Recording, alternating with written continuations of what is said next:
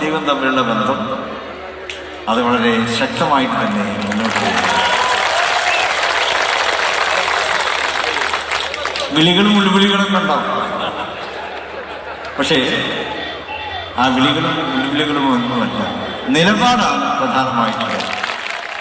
പാണക്കാട് സ്വാതികലി തങ്ങൾ നിലപാട് പരസ്യമാക്കിയിട്ടും ലീഗിലെ ഒരു വിഭാഗം CPM മോഹം ഉപേക്ഷിച്ചിട്ടില്ലെന്ന് വ്യക്തമാക്കുന്നതാണ് പ്രവർത്തക സമിതിയിൽ ഉയർന്ന ചർച്ച. 4 സംസ്ഥാനങ്ങളിലെ തിരഞ്ഞെടുപ്പിൽ കോൺഗ്രസിനേറ്റ തിരിച്ചടി ചൂണ്ടിക്കാട്ടി യൂത്ത് ലീഗ് ദേശീയ നേതാവ് അഡ്വക്കേറ്റ് ഫൈസൽ ബാബുവാണ് മുന്നണി മാറ്റം വേണമെന്ന ആവശ്യം ഉന്നയിച്ചത്.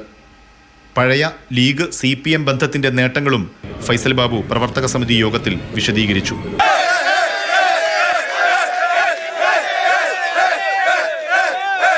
കഴിഞ്ഞ ദിവസം നടന്ന ഷാർജ ഇന്ത്യൻ അസോസിയേഷൻ തിരഞ്ഞെടുപ്പിൽ കോൺഗ്രസ് പാനലിനെ പരാജയപ്പെടുത്തി ലീഗ് CPM സഖ്യം വിജയിച്ചതും ചർച്ചയായി.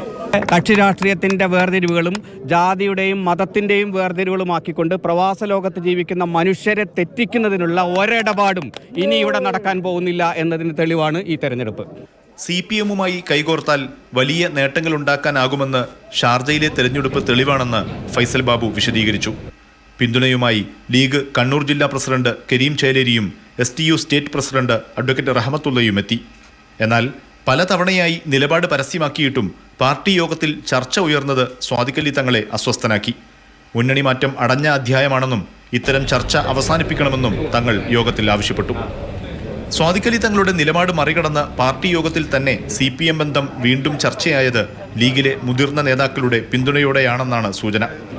തുടർച്ചയായി ചർച്ചകൾ ഉയർത്തി എതിർപ്പിന്റെ ശക്തി കുറയ്ക്കാനാണ് ഈ വിഭാഗത്തിന്റെ ശ്രമം. മുഹമ്മദ് ഷഹീദ്, മാതൃഭൂമി ന്യൂസ്, കോഴിക്കോട്.